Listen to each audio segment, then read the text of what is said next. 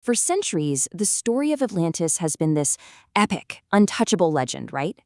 But what if you could take that legend and treat it like a historical document?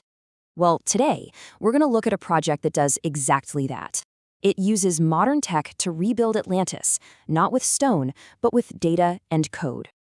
I mean, seriously, think about that for a second. What if you could actually rebuild Atlantis? Not just imagine it, but construct it from the ground up to see if the city described in these ancient texts could have even worked. It sounds like science fiction, but thanks to some incredible technology, it's not hypothetical anymore. We can actually do it. So here's how we're going to break it all down. First, we'll dive into the mystery itself. Then, we'll see how an ancient text becomes a literal blueprint. We'll meet the digital architects and their tools, watch as they reconstruct this city. And then, for the grand finale, we'll actually put the legend to the test. Okay, first up, the Atlantis mystery.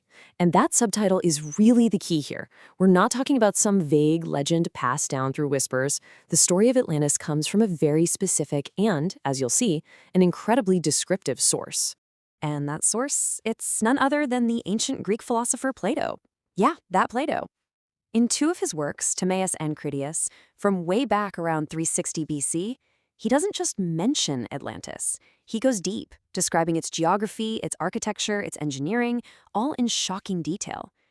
So this project basically treats those writings not as philosophy, but as a set of instructions. And that brings us right to our next point, Plato's ancient blueprint. This is where things get really cool, because we get to see how these researchers take ancient philosophy and translate it into cold, hard data that a computer can actually understand. This quote just nails it. Listen to those words. Reconstruct precise geometric measurements. This isn't the language of myth, it's the language of engineering. They're taking Plato at his word. And you see that term at the end, procedural modeling engine? That's the magic wand, the key piece of tech that makes all of this possible. And this just shows you how specific Plato got. He described a city built of concentric rings. Land, water, like a giant bullseye. He gave measurements for it. He even called out the building materials, red and black volcanic stone. He mentioned canals big enough for triremes, those are the warships of the ancient world, and these really complex irrigation systems. Every single one of these descriptions is a piece of data for the model. Okay, so we've got the blueprint from 2,400 years ago, but what tools do you actually use to build it? That brings us to the digital architects. This is where the ancient world smashes right into a modern computer lab. So that key tool is the procedural modeling engine. Now, I know that sounds super technical, but the idea is actually pretty simple. Instead of having a digital artist sit there and hand sculpt every single building and canal, you just give the computer a set of rules, in this case, Plato's rules, and the engine generates the entire city for you based on that logic.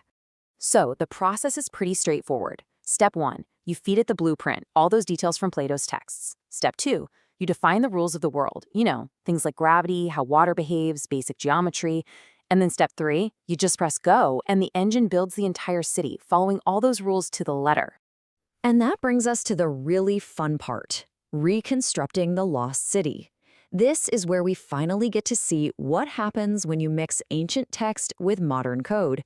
This is the big reveal. And here you can see exactly how that translation works.